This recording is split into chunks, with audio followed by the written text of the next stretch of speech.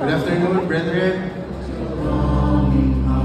With grace for every need, come and lay your burdens at Jesus' feet, and find new strength to sing those things. I'm not sure if it's being flashed on the screen. The urgent call to walk in Christ. This morning I would like to focus on what I believe is the urgency in the words of Paul, especially as we enter chapter 2. Paul now begins to deal, after bringing us all of these beautiful things concerning Christ, the important foundations that he continually reminds us, actually even in the rest of the letter. Did God really say? Did God really say? And for us to remain firm and steadfast, we must be able to answer, yes, this is what God said. This is who Christ is. This is the life that He wants me to live. And that way, brethren, with that understanding of the urgency and the warnings, the admonitions that come from God's Word, through this, our Lord and Savior, as He holds us fast, will surely keep us firm and steadfast in Him. Okay? Let's pray. Let's bow our heads. Our Father,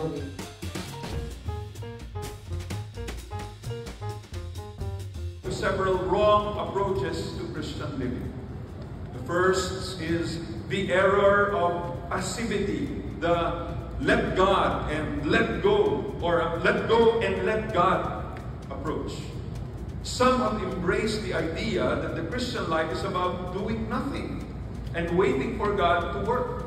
Some believe that the Christian life happens effortlessly, simply by letting go and letting God. And this view takes the truth of God's sovereignty and distorts it into passivity. The false approach leads to a life devoid of discipline.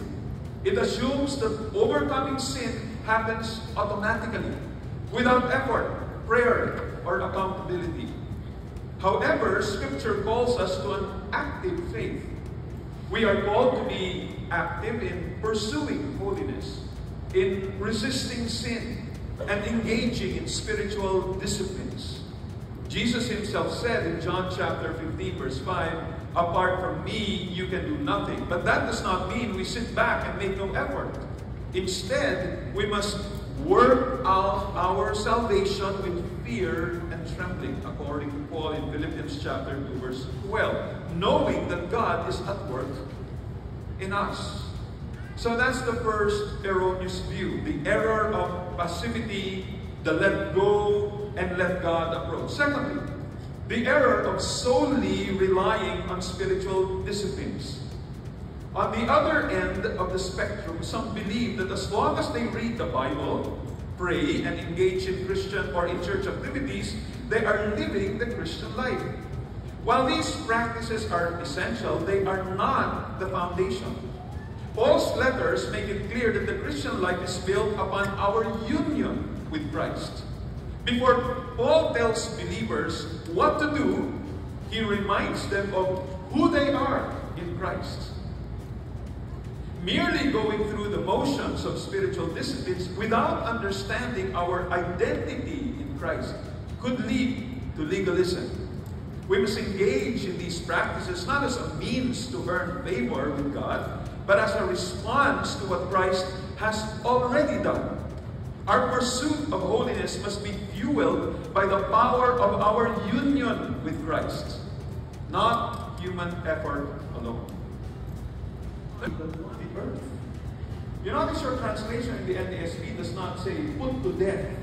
I am surprised that the NASB chose to be more interpretive rather than having a literal translation of the Greek here.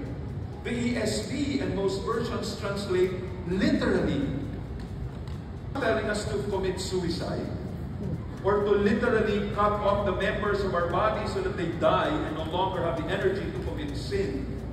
No, Paul's talk is more figurative. Put to death means to take radical action in fighting sin and removing its influence from our lives. And Paul lists here 4 items for the believers to put to death: sexual immorality, impurity, passion, evil desire, and all of which have to do with sexual sins. By the way, maybe you're wondering, why focus on this? Now, this is not surprising, given the prevalence of sexual sins of the time. Some emperors were sodomites and pedophiles. One website says, and I quote, "While the practice of pedophilia today is a morally wrong and illegal act, some of the ancient Greeks and Romans regarded it as a common practice and sometimes something to be celebrated." Pedophilia was common in Greek and Roman mythology and daily life. That's why Paul emphasized that it was something that was common. Everybody was practicing it. They didn't consider that as something shameful. They even took pride in being involved in pedophilia and sodomy. Now look at what Paul says. Sexual immorality. The word immorality there is from the Greek word porneia, and this is where we get the English word pornography. And it refers to all kinds, sexual immorality refers to all kinds of sexual sin, including, but not limited to, pornography. It includes adultery, premarital sex, homosexuality, bestiality, incest, intercourse with close relatives, and prostitution. Impurity is broader than sexual immorality. It is a state of moral impurity, especially in relationship to sexual sin. Passion means uncontrolled sexual desire that fuels immoral behavior. We're in Christ. That's what Brother Bob read. Colossians 1:28 and 29. Him we proclaim, warning everyone and teaching everyone with all wisdom, that we may present everyone mature in Christ. The believers will not mature in Christ if the doctrine about Christ is not proclaimed. And this was the error of our former church. It has disregarded the importance of doctrine, and so it fell into moralizing and pragmatism. In our former church, theology was not important.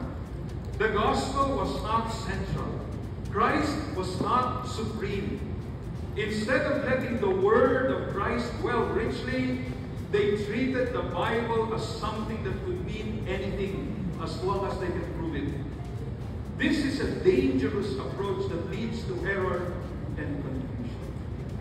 In our former church, the peace of Christ was not ruling. Our, as Brother Dicky said, former pastor once said he would remove his barong and fight another brother in his life for trying to pursue one of his female pastors. And this ultimately resulted in his church discipline. Buti na lang, may church discipline, pero hindi pa talaga mukhang totoong church discipline. Dahil pag pinakakalat niya sa ay, sabbatical lang yan si pastor. Our former senior pastor looked to the wisdom of the world, following the example of Matsushita, Phil Jackson, and other influential figures, rather than following Christ. Paul warns against this kind of teaching or thinking in Colossians chapter 2, verse 8, where he says, "See to it that no one takes you captive by philosophy and empty deceit." And own up to our own mistakes, our own failures, our own inadequacies, insufficiencies. And dear friends, that is not to be the case. Even Paul himself, who is considered by some as a super apostle, said in the book of Philippians, "Not that I have obtained perfection, but I press on towards the goal of Christ." Faithful believers who have servants' hearts and are team players. In verses 10 to 11, we would like to look for missional workers with a willingness to suffer and a proven track record. And finally, we would like to be able to see workers who are intercessors and who possess a kingdom mentality. So let's unpack this study today, and let's first... What it costs is the precious blood of Jesus Christ. That is why when Pastor Ricky was saying you need to preach the gospel to yourself, that's something we need to do every single day of our lives. We need to be reminded that we are all undeserving sinners, graced by God. Unmerited favor, undeserved favor, hell-bound sinners, and yet now called sons and daughters of God. And that being the truth, it should impact and influence the way we live our lives.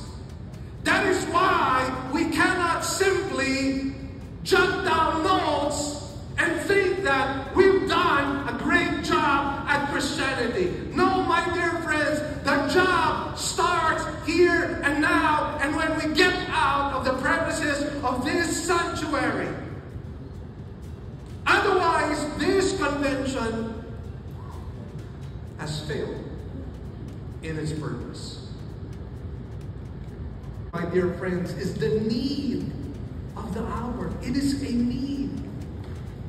Intercessors understand that the work cannot be accomplished with carnal weapons. The Bible says that the weapons of our warfare are not carnal, but they are spiritual. So it's not about strategies, it's not about methods, it's not about platforms, not minimizing them, but understanding that our weapons are not carnal, but they are spiritual. And therefore, if they are spiritual, if our warfare is spiritual in nature, shouldn't we be using spiritual weapons as well?